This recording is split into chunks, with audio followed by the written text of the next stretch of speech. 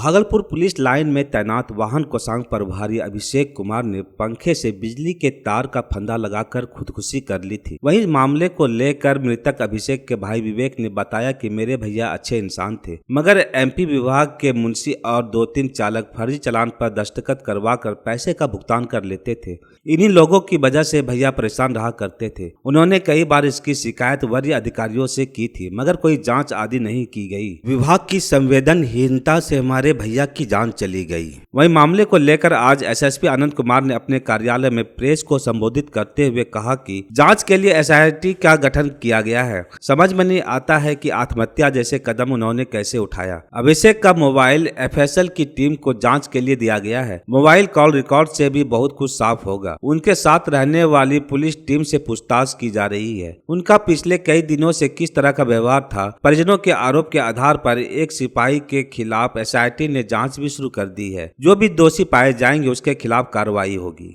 इस पूरे चीज़ों की जांच के लिए जो हमारी इंटरनल ऑडिट कमेटी हमने बनाई है वो सारी चीज़ों की जांच करेगी, ठीक है ना। और उसमें अगर कुछ गड़बड़ी पाई जाती है तो बिल्कुल कार्रवाई होगी। और ये जांच वार्षिक स्तर पे होती है महालेखाकार के द्वारा। ये इस साल भी होगा, लेकिन उसके पहले हम लोग अपने इंटरनल ऑडिटिंग करा के चीज़ों को एक बार देख लेते हैं कि कहीं कुछ गड़बड़ी तो नहीं।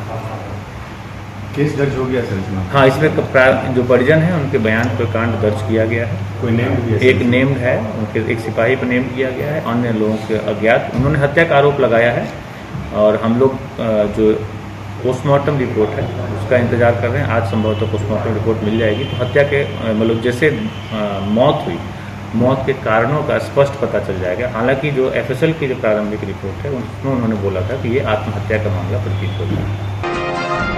श्री गुरु सेवा समिति के तत्वाधान में 28 नवंबर से 4 दिसंबर तक होने वाले भागवत कथा ज्ञान महोत्सव में मशहूर कथावाचिक अजया किशोरी का प्रवचन प्रारंभ हो गया है। यह भागवत कथा ज्ञान महोत्सव 7 दिनों तक चलेगा, जिसमें कथावाचिका अजया किशोरी अंग प्रदेश के लोगों को भक्ति में रसपान कराएगी। 7 दिनों तक चलने वाला इस श्रीमद् भागवत कथा के कार्यक्रम को लेकर कई कमेटियां बनाई गई है, ताकि इस कार्यक्रम में किसी तरह का व्यवधान लोगों को न उठाना पड़े। कार्यक्रम के पहले दिन सुबह शहर में कलश शोभा यात्रा निकाली गई, जिसमें बनारस से आए 51 पंडितों ने अपने मंत्रोच्चारण से पूरे शहर को मंत्र मुग्ध कर दिया। जया किशोरी के कथा को सुनने के लिए भागलपुर व भागलपुर के आसपास के कई जिलों से लोग इकट्ठा हुए हैं। कथावाचिका ने सनातन धर्म से जुड़कर रहने, देश से प्रेम करने और धर्म के प्रति सच्ची निष्ठा रखने की बात युवाओं से की। भागलपुर के श्री गौशाला में श्रीमद् भागवत कथा को सुनने वालों की भीड़ लगी रही। पूरा पंडाल कृष्ण भक्तों से पटा हुआ था। देवताओं के पास जाओ, पर जब देवताओं से संकट आए तो ब्राह्मण देवता के पास जाओ। अच्छा, ब्राह्मण देवता, ब्राह्मण नहीं। ब्राह्मण कुल में जन्म लेने से कोई ब्राह्मण देवता नहीं बन जाता, कि कर्म देवताओं से होने चाहिए। लेकिन अगर है, इनकी बात भगवान तक सुनते हैं। जब भी क्रोध आए, राधे नाम का उच्चारण, राधे राधे राधे राधे राधे, जोर से, मन में नहीं। इससे 2 चीजें होंगी। एक तो क्रोध कब आता है? जब आपके सामने कोई है जो आपसे ऐसी बातें कर रहा है जो आपको अच्छी नहीं लग रही, तो आपको गुस्सा आता है।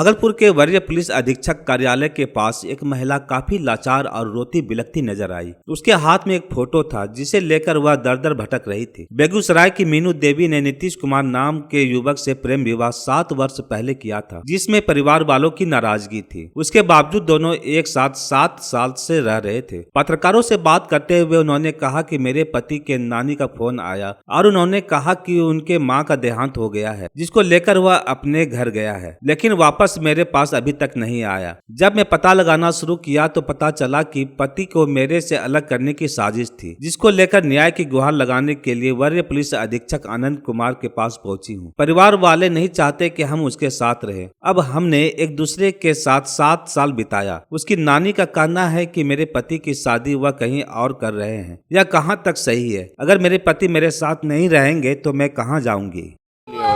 उसकी नानी फोन करा, वो भाग आया कि मेरा मम्मी मर गया। हम आए यहाँ न्याय मांगने, मेरा पति ढूंढ के दीजिए। मेरा पति से कोई लड़ाई झगड़ा नहीं है, उसके परिवार वाला हमें नहीं चाहता है। साहेबगंज झारखंड अपने नानी के पास, उसकी नानी फोन छीन लिया है, कह रहा दूसरा शादी कराएंगे। भागलपुर बिहार राज्य डाटा एंट्री कंप्यूटर ऑपरेटर संघ एवं राज्य स्तरीय डाटा एंट्री ऑपरेटर एकता मंच के संयुक्त तत्वाधान में आज अपनी मांगों को लेकर बेल्ट्रॉन जिला इकाई भागलपुर द्वारा 2 दिवसीय सांकेतिक हड़ताल आज दूसरे दिन भी जारी रहा, जिसमें दर्जनों बिहार राज्य डाटा एंट्री कंप्यूटर ऑपरेटर संघ एवं राज्य स्तरीय डाटा एंट्री ऑपरेटर एकता मंच के कर्मी मौजूद थे। उनकी एक ही मांग है, हमारा सेवा समायोजन हो, किसी प्राइवेट कंपनी के तहत हमें कार्य नहीं कराया जाए। प्रदर्शनकारियों ने कहा कि 25 वर्षों से सरकार के कार्य का निर्वहन लगातार हम लोग करते चले आ रहे हैं, परंतु इसका हम लोगों को सेवा समायोजन नहीं मिला है। इसको लेकर हम लोग 2 दिवसीय धरना पर बैठे हुए हैं। अगर हमारी मांगे पूरी नहीं हुई तो हम लोग अनिश्चितकालीन धरना पर बैठ जाएंगे। चक्का जाम, रेल जाम या पटना के डाक बंगला चौराहा पर आंदोलन करना पड़ेगा, इसके लिए भी हम लोग तैयार हैं। हम लोगों ने इसके लिए कमर कस ली है और सेवा समायोजन लेकर रहेंगे। का हम लोग का उद्देश्य एक ही है, सेवा समायोजन का।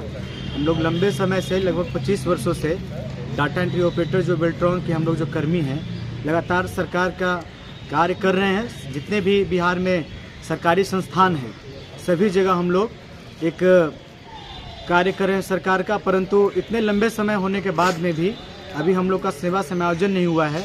इसी को लेकर हम लोग 2 दिवसीय धरना पे बैठे हुए हैं। और मैं माननीय मुख्यमंत्री को बताना चाहूँगा कि आप बिना ऐसे आप सुनते नहीं हैं, बिना आहुति लिए हुए। आप अगर आहुति चाहते हैं शिक्षकों जैसा तो हम लोग उसको भी देने के लिए तैयार हैं। और इस बार हम लोग पूरे अपना पीठ को मजबूत करके इस बार उतरे हैं मैदान में और सेवा समायोजन लेकर रहेंगे। अगर चक्का जाम करना पड़े, रेल जाम करना पड़े या डाक बंगला चौराहा पर आंदोलन करना पड़े, हम लोग उसके लिए आगे रहेंगे। भागलपुर के सैंडिस कंपाउंड में 2 दिवसीय खेल प्रतियोगिता को लेकर आज जिला एथलेटिक एसोसिएशन भागलपुर के पदाधिकारियों का तातारपुर में एक अहम बैठक की गई, जिसमें जिला एथलेटिक एसोसिएशन के अध्यक्ष जेड हसन, उपाध्यक्ष शिशुपाल भारती, प्रवीण कुमार, सचिव मोहम्मद नसर आलम सहित संबंधित कई अधिकारी लोग मौजूद थे। एसोसिएशन के अध्यक्ष जेड हसन ने कहा कि भागलपुर के ऐतिहासिक स्थल सैंडिस कंपाउंड में 24 एवं 25 दिसंबर को 25वां 2 दिवसीय खेल प्रतियोगिता का आयोजन किया जा रहा है, जहाँ जिला स्तर पर दौड़, लंबी कूद, ऊंची कूद, खो खो, कबड्डी सहित सभी प्रकार के खेल प्रतियोगिता का आयोजन होगा। वहीं जिला स्तर पर चयनित खिलाड़ियों को राष्ट्रीय स्तर पर भाग लेने का मौका मिलेगा। जिला एथलेटिक एसोसिएशन इकाई के उपाध्यक्ष शिशुपाल भारती ने भागलपुर एसोसिएशन द्वारा लगातार 24 वर्षों से खेल प्रतियोगिता के आयोजन को लेकर भागलपुर के सैंडिस कंपाउंड में होने वाले 2 दिवसीय 25वां खेल प्रतियोगिता आयोजन को लेकर एसोसिएशन इकाई के सभी पदाधिकारियों को शुभकामनाएं एवं बधाई दी। एसोसिएशन भागलपुर के द्वारा हर साल एक एथलेटिक मीट आयोजन होता है। आज हम लोगों ने बैठक किया है और इस बैठक में 24 दिसंबर और 25 दिसंबर 2 दिन सैंडिस कंपाउंड भागलपुर में एथलेटिक मीट का आयोजन होगा।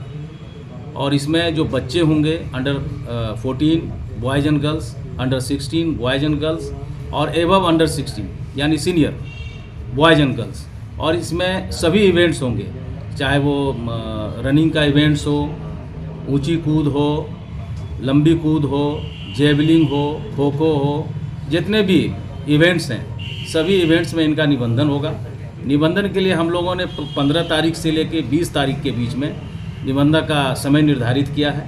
उसमें पदाधिकारी चिन्हित हैं स्थान भी चिन्हित है। सैंडिस कंपाउंड भागलपुर में भी निबंधन इसका होगा और जिला एथलेटिक एसोसिएशन का जो कार्यालय तातारपुर में जब्बारचक में है वहाँ पे भी होगा।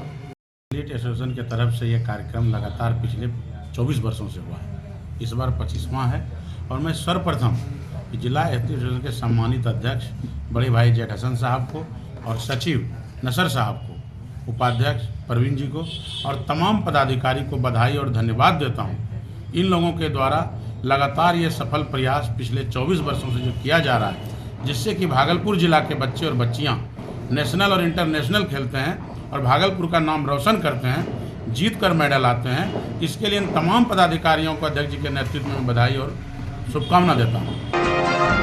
भागलपुर में चिकित्सा के क्षेत्र में हो रहे कई तकनीकी अनुसंधान को अन्य चिकित्सकों तक पहुंचाने के लिए 2 दिवसीय कॉन्फ्रेंस का आयोजन किया जा रहा है, जिसको लेकर पूरी तैयारी कर ली गई है। गौरतलब है कि भागलपुर में FOGSI international conference critical care in static और गायनोलॉजिकल समिति द्वारा 1 दिसंबर और 2 दिसंबर को होटल वैभव में होने जा रहा है, जिसमें देश और विदेश के प्रख्यात चिकित्सक द्वारा व्याख्यान दिया जाएगा। इनको लेकर आज IMA बिल्डिंग में एक प्रेस वार्ता का आयोजन किया गया। यह जानकारी प्रेस वार्ता के दौरान महिला चिकित्सक डॉक्टर रेखा झा ने दी। डॉक्टर रेखा झा ने बताया कि इसके लिए पूरी तैयारी कर ली गई है। यह कॉन्फ्रेंस भागलपुर के चिकित्सकों के लिए यादगार कॉन्फ्रेंस होगा।